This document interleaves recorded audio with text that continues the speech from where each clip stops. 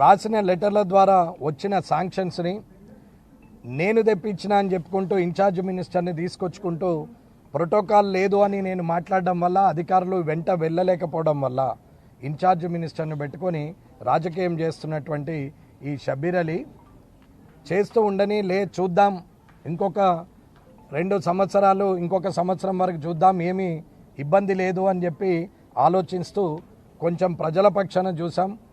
కార్యకర్తలు కొట్లాడుకొని ప్రశాంత వాతావరణాన్ని ఇవాళ రాజకీయ రణరంగంగా మార్చడం బాగుండదు, మార్పు కోరుతున్న వ్యక్తిగా ఓర్పు ఉండాలి అనుకొని నేను ఓర్పుతో ఉంటే ఓటమి చెందిన వ్యక్తి ఇక్కడి నుంచి పారిపోయి నిజామాబాద్లో పోటీ చేసి ఓటమి చెంది ఇవాళ మళ్ళీ కామారెడ్డిలో ఉంటూ ఈ రాజకీయం చేస్తున్నటువంటి వ్యక్తి ఆయన. వెంకటరమణారెడ్డి అవినీతిలో కింగ్ అన్నారు. వెంకటరమణారెడ్డికి కౌన్సిలర్ సీట్ ఇచ్చి రాజకీయ రంగప్రవేశం చేసిన అని చెప్తున్నాడు. వెంకటరమణారెడ్డికి జడ్పీటీసీ ఇచ్చి జడ్పీ చైర్మన్ చేసిన అని చెప్తున్నాడు. నువ్వు చేసేది ఏంది నాయన? నువ్వేం చేసేది ఉంది? నువ్వేవడివి అసలు ఇవి చేయనికి? రాష్ట్రంలో కాంగ్రెస్ పార్టీ అధికారంలో ఉన్నప్పుడు రాష్ట్రంలో ముఖ్యమంత్రిగా ఉన్న రాజశేఖర్ రెడ్డి గారు అప్పుడు కౌన్సిలర్ ఇస్తే నీవే ఓటమి చెందించినావు. నీవే ఆపోజిషన్లో ఉన్నటువంటి బీజేపీ కౌన్సిలరు ఇప్పుడు ప్రస్తుతం నీ కాంగ్రెస్లో చేరిన కృష్ణమోహన్కు సపోర్ట్ చేసి నన్ను ఓటమికి గురి చేసినటువంటి వ్యక్తివి నీవు.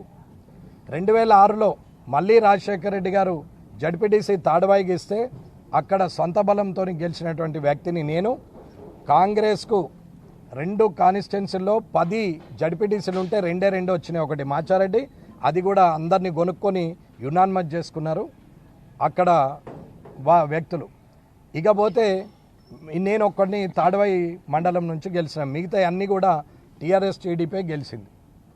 అలాంటి పరిస్థితిలో జిల్లా పరిషత్ చైర్మన్గా చేయాల్సిన అవసరం వచ్చినప్పుడు రాజశేఖర్ రెడ్డి గారు 2008లో టీఆర్ఎస్ అలయన్స్ ఉంటే దాన్ని విడగొట్టి మీరు నో కాన్ఫిడెన్స్ నేను చేస్తా, 23 సంవత్సరాల తర్వాత జిల్లా పరిషత్లో జెండా ఎగరేస్తా అని నేను చెప్పడం జరిగింది. చెప్తే రాజశేఖర్ రెడ్డి గారు భుజం తట్టి వెన్ను తట్టి ముందుకెళ్ళమని చెప్పారు. ఆయనను నేను రాజకీయ గురువని చెప్పిన ఎన్నోసార్లు ఇప్పుడు కూడా చెప్తున్నాం. నీవు గురువెక్కడిది? నీవు నా ఇంటి ముందట మా నాన్న దగ్గరికి వచ్చి నిలబడ్డోడివి. మా ఇంటి ముందట మామిడి చెట్టు కింద 100 సార్లు నిలబడ్డ నువ్వు చేయలు కట్టుకొని. మా నాన్న 68లో కానీ 78లో కానీ పోటీ చేసినప్పుడు నువ్వు గోడల మీద రాతలు రాసినోడివి. నిన్ను బట్టుపోచయ్య గారు ఆయన తీసుకొచ్చి రాజకీయ ఆరంగేట్రం చేసిండు. నీకే దిక్కులేదు, నువ్వు నన్ను చేయడం. మా తండ్రి 25 సంవత్సరాల సమితి ప్రెసిడెంట్, నాకు నువ్వు రాజకీయ భిక్ష పెట్టుడు అనేది ఎవడన్నా నమ్ముతాడా? అసలు నీకేమన్నా అర్థం ఉందా? నువ్వు ఎక్కడి నుండి వచ్చినావు? నీ బతికేంది? మాచారెడ్డిలో ఉన్న మాచారెడ్డి ప్రజలకు తెలియదా?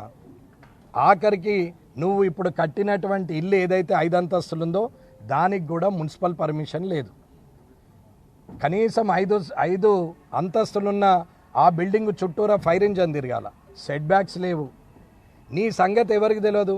సరే, నీ గురించి మాట్లాడితే ఇంకా 2 ఏళ్ళు మాట్లాడినా సమయం సరిపోదు.